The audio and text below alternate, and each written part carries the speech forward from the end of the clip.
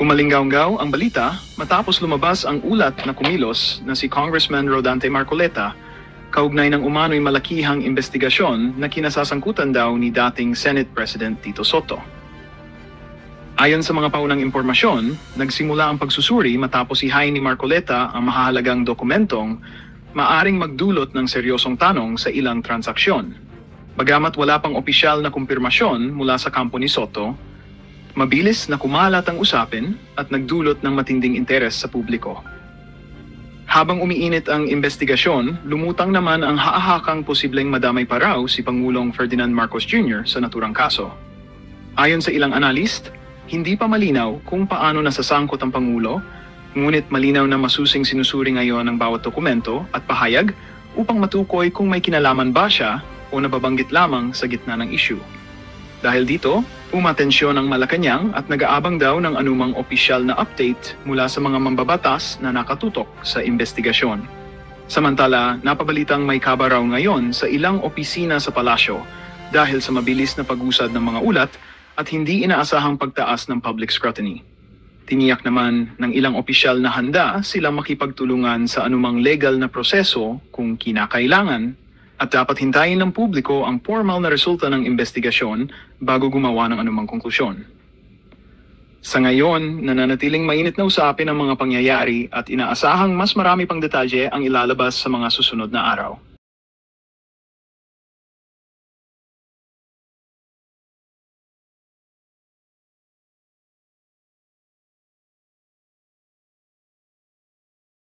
Bongbong Marcos, salamat sa Diyos at meron pa rin tayong pag-asa.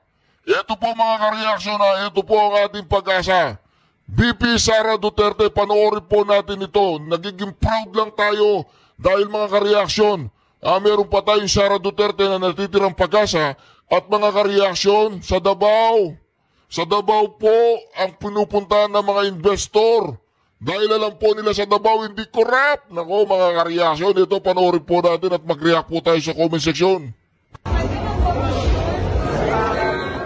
Dumalo si Vice President Sara Duterte sa Davao Investment Conference at Davao Agri-Trade Expo 2025 sa isang malaking mall sa Davao City.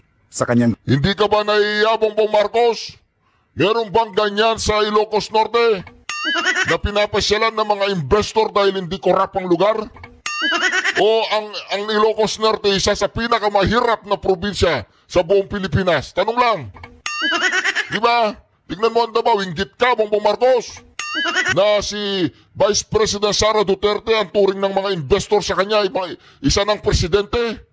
Mas nire-respeto pa si VP Sara Duterte ng mga investor at mga international community ang Davao City kesa sa'yo, Bongbong Marcos.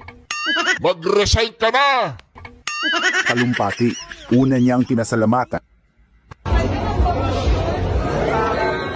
Dumalo si Vice President Sara Duterte sa Davao Investment Conference at Davao Agri-Trade Expo 2025 sa isang malaking mall sa Davao City. Sa kanyang talumpati, una niyang pinasalamatan ang mga investors sa kanilang tiwala sa Davao City.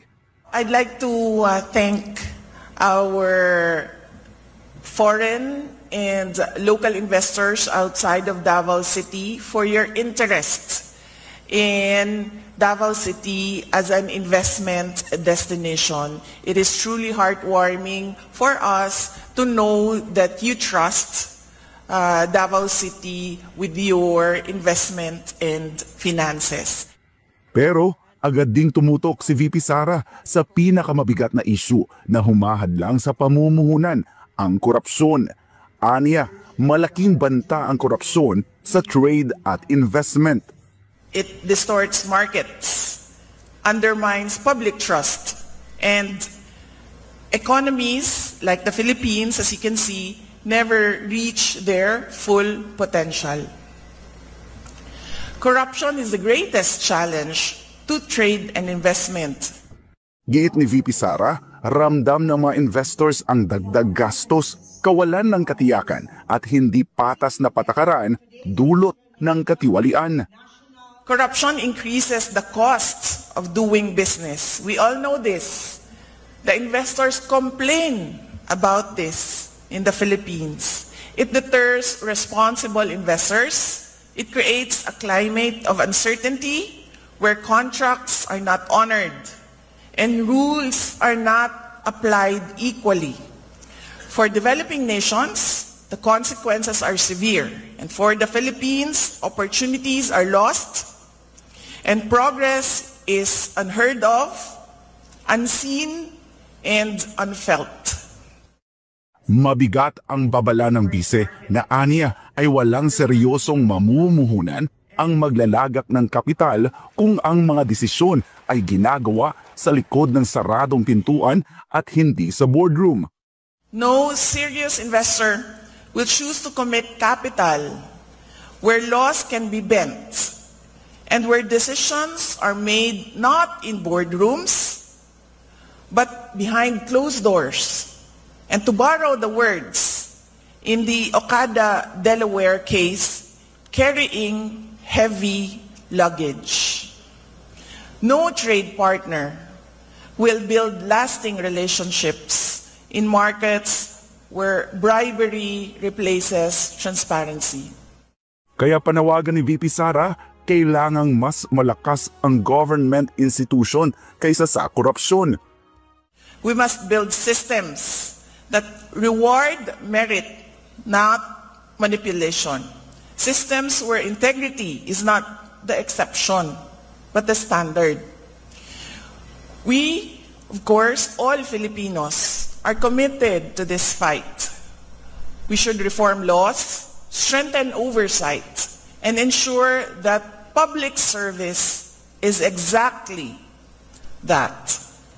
A service to the people, not a pathway to the lifestyle of the rich and famous. For the children, the relatives, the wife, even the mistress, the strawman, the mule, the bagman, the cabinet secretary, the undersecretary, the assistant secretary, and even the utility inside government offices. Dagdag pa ng bise na kinakailangan ng mas matatag na pandaigdigang pagtutulungan laban sa korupsyon na aniyay walang kinikilalang hangganan at patuloy na lumulusot sa mga global financial system. Hindi rin nakaligtas sa kanyang talumpati ang mga politikong aniyay biglang yumaman at nakabili ng mamahaling ari-arian sa ibang bansa. The reports of properties of politicians abroad is shocking. You will see list of properties in Spain, France, the United Kingdom, the United States of America, Australia. And you would be surprised, some of these politicians are neophyte politicians. To have amassed so much money to buy properties abroad. Relatives with golden visas, kapatid, pamangkin, tatay, nanay, easily $500,000 to invest in a golden visa. And you would be surprised, before they were politicians, they had nothing, no properties at all, not even $500,000 in their bank account. Ayon pa kay VP Sara, dapat ipatupad ang konkretong solusyon laban sa katiwalian mula sa paggamit ng teknolohiya hanggang sa mas matibay na feedback mechanism. Naniniwala siya na kapag hinarap ng direkta ang korupsyon, mas marami ang mamumuhunan sa Pilipinas, lalago ang kalakalan at masisiguro ang patas na oportunidad para sa lahat ng mamamayan. Para sa Diyos at sa Pilipinas kumahal, ako si Jason Rubrico, SM9 News. Nararamdaman po ba ninyo yung pride? Yung proud tayo na tayo ay supporter ni VP Sara Duterte? Nararamdaman po ba ninyo kanina habang nagsasalita siya na nakikinig tayo sa isang tao na hindi korap? Nararamdaman po ba ninyo yung pagiging isang Pilipino na may pag-asa tayo balang araw pag upo ni VP Sara pananagutin niya lahat ng mga magnanakaw, pananagutin niya lahat ng mga nagnakaw, at magkakaroon tayo ng Pilipinas, buong Pilipinas, na katulad ng Davao, kung hindi man na isa katuparan ng ating Pangulong Duterte dahil sa nangyaring pandemya at mga pagsubok, yung mga build niya hindi pa masyadong natapos. Meron tayong pag-asa ngayon, yung 6 na taong nasayang, na puro nakawan, katiwalian, walang nangyaring mabuti sa Pilipinas, kundi ang presidenteng nakaupo, walang ginawa kundi manisi ng manisi sa nakarang administrasyon. Walang ginawa kundi maghanap ng nanakawin gano'n. Tanong lang. Kaya mga kareaksyon, ako proud na proud po ako habang nakikinig po ako doon. Nagpunta po ng Davao ang mga investor at wala na yatang destinasyon sa ibang bansa, sa ibang parte ng Pilipinas na mag-invest kundi sa Davao na lang. Di po ba mga kareaksyon? Oh, ngayon, siguro natatakot silang mag-invest sa Manila dahil si Isko Moreno, paiba-iba ang utak. Lalabanan niya yung korap, mamaya kayakap na niya yung korap, si Chua. Di ba maraming nadismaya kay Isko kaya wala nang masyadong naniniwala kay Isko ngayon. Doon naman sa Pasig, kaya Vico Soto, alam mo na si Vico, di ba? Anyway, mga ka-reaction, nagiging proud po ba kayo? Ako, talagang touch na touch po ako. Dito sa Davao, kung saan kami nakatira, mga ka-reaction, ay dito nyo makikita ang walang korupsyon. Walang kung ano-ano man, mga ka-reaction. Kaya hindi pwede yung korupsyon dito. Kapag ikaw ay nag-corrupt sa Davao at nag-iba yung flood control, doon kay lilibing. Hindi, joke lang po yun. Minsan hindi. Mga ka-reaction, kaya patuloy po tayong sumuporta, protect BP Sara Duterte, Sara Marcoleta 2028, sana hindi na umabot na 2028. Mga kareaksyon, ito na mga kareaksyon!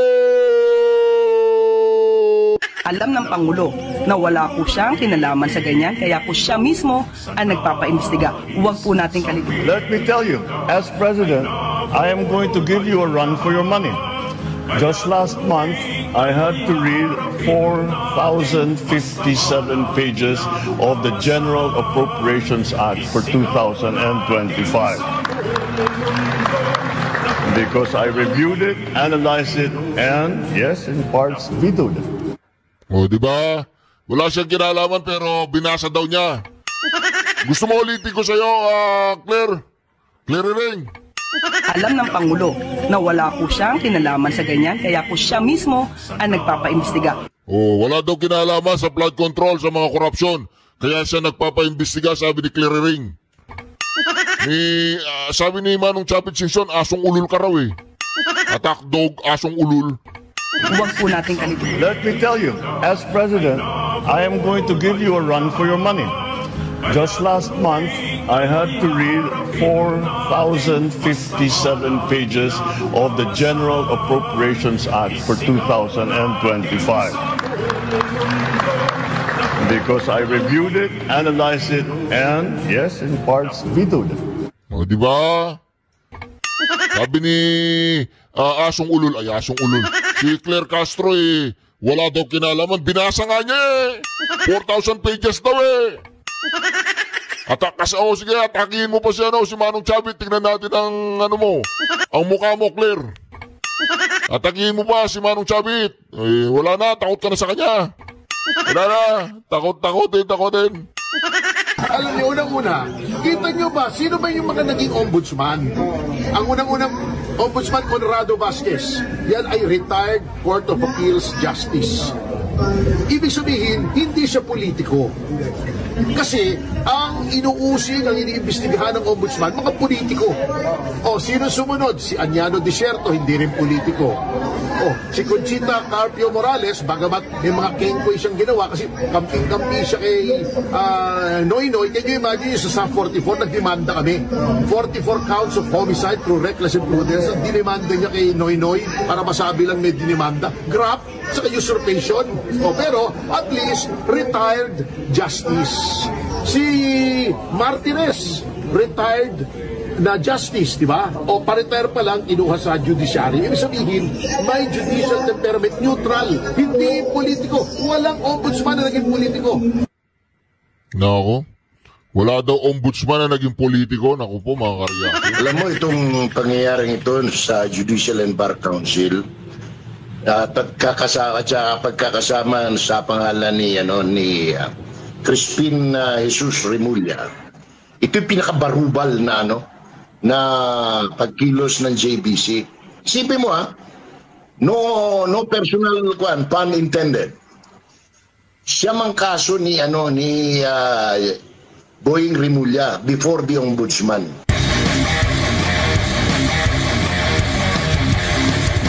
Dito naman po tayo sa usapin ng pagkakasama sa shortlist ni former congressman at ngayon ay Justice Secretary Boying Remulla. Ano nakikita nyo po dito? Kasi ang ombudsman, yan yung taga-usig sa mga public officials. Dapat talaga maging ka dyan. Talagang wala kang bias, wala kang pinapanigan dyan. Hindi ka dapat namumuliti ka rin. Pero ng yung probity. Opo. At sa kasaysayan naman po natin, karamihan po sa mga naging ombudsman ay galing po sa judiciary, no? At hindi naman galing judiciary porket may justice lang yung kanyang opisina, gaya ng kanyang pag-claim din doon sa paghatid kay dating Pangulong Rodrigo Duterte na parang sila yata yung nagsilbi, nag-represent bilang sa judiciary. Pero ano nakikita nyo po dito, Manong Jay? Alam mo itong pangyayaring ito sa Judicial and Bar Council, pagkakasama sa pangalan ni Crispin Jesus Remulla, ito yung pinakabarubal na pagkilos ng JBC. Isipin mo no personal pun intended. Siya mang kaso ni Boying Remulla before the ombudsman. Siyam na kaso yan, criminal and administrative.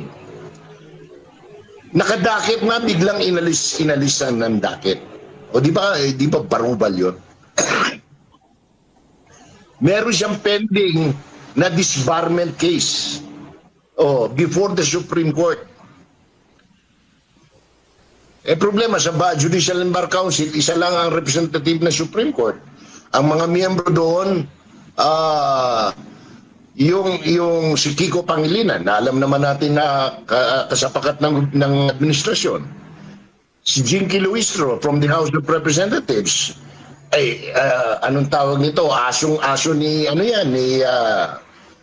pangalan yan, ni Romualdez, na sentro ngayon ng investigasyon ng lahat ng issue dito sa corruption na nangyayari sa ating bansa. Tapos yung isa, fraternity brother ni Remulla, at kaeskwela sa UP College of Law. So, anong tawag nito? Ako, expected ko na talagang ilulusot nila yan. Ngayon, nasa presidente ngayon. If the president appoints him as ombudsman, tapos na, naitot na ang buhay. Iyan palagay ko, pagka nangyari yan, lalabas na lahat ng tao sa kali. Masyado ng obvious na ang intensyon ng paghihirang ng bagong ombudsman kung sakali i-appoint si Mr. Remulla is political and personal and nothing to do with justice anymore. Yan ang talaga, yan ang pinakabarubal na maaring mangyari sa kasaysayan ng Pilipinas.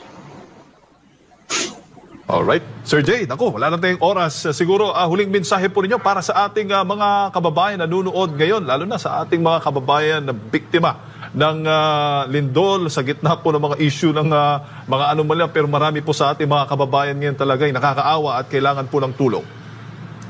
Unang-una, nagpapasalamat tayo sa lahat ng mga tumugon sa pagkakataon, sa paghahatid ng ayuda, ng tulong sa ating mga kababayan sa hilagang bahagi ng Cebu, private NGOs, lahat na, except yung mga nagbebenta ng bigas. Hayop yun, yun ang talagang pinakahayop na nakita ko sa kasaysayan. Saan ka nakakita, nilindol na, binagyo na, pagkatapos saka mo pa bebentahan ng bigas, ang dami nga nagdadala truck ng bigas, hindi ba nahihiya ang gobyerno niyan? O ayop ka raw, sino yun? Pag-comment nga po sa comment section, sino yung nagsabing nagbebenta ng bigas sa earthquake sa Cebu? Sino yung nagbebenta ng bigas ng 20 pesos? Hayop ka raw, hayop! Pag-comment nga po sa comment section, sinong hayop na yon? Kung yung hayop na yun ay mahilig sa cocaine. Yung klaseng programa yan, no? You know, anywhere in the world, wala kang makikita na ganyan na ang gobyerno nagbebenta ng bigas doon sa mga biktima ng kalamidad. No? Unfortunately, nangyari yan. Pero higit nating pinapasalamatan. Lalo yun na yung mga nagpupunta sa mga barangay pa, naghahatid ng they take their time, their money, their savings, especially yung mga kapwa Bisaya. Kay ako laging gingon, magtinabangay yun aning klaro, kundi kita-kita ragyod ng mga Bisaya, no? Muna nga, magpasalamat sad ko sa mga taga-Katmon, o uban pang dapit diya sa Sugbo, no? Sa Northern Cebu, nga bisan sa kawadaan nila, o kawadon nila, mapasalamaton kayo sila, na manghatag og tubig, na manghatag og binignit, kung sa ba diya nga, karang mga magatod bitaw ka ng ayuda, hindi mo makikita yan elsewhere in the country, no? Ganun sila ka, no? Ganun sila ka thankful, no? Sa ating mga kababayan. Kaya sana po itong ganitong pag-uugali ng Pilipino ay mamayani palagi dahil alam naman natin na tayo po ay binabagyo madalas, nagbabadya ang mga malalakas na paglindol, kamakalawa ay lumindol dyan sa Curimao, sa Ilocos Norte. Yan ang mga pagsisimula, yung mga 4.9, 5.1, eventually, anong pangalan ito? Oh, by the way, Admar, no, bago ko makalimutan, ang dami pong na-discover na liquefaction, no? Tsaka yung mga sinkholes dyan sa Bugo, sa San Remigio, sa Daang Bantayan. Kaingat po ang ating mga kababayan at siguro hindi kalabisan na mula sa atin dyan sa SMNI, pagpayuhan natin sila na siguro makabubuting lumikas muna sa ibang mas safe na lugar. Kasi I have been reading and researching on sinkholes and liquefactions, no? It can happen anytime. Baka mamaya sa gitna ng panangalian o sa ating gabi may mangyari naman, makabubuti pong umiwas tayo. Nakakatakot Ang dami-dami. First time nakakita ng ganito karaming sinkhole, no? After the earthquake. Dahil kami, dumanas din kami ng 6.9 dito sa Southern Mindanao, sa area ng North Cotabato, hanggang sa Sarangani, Jensan, no? Area. Pero pa isa-isa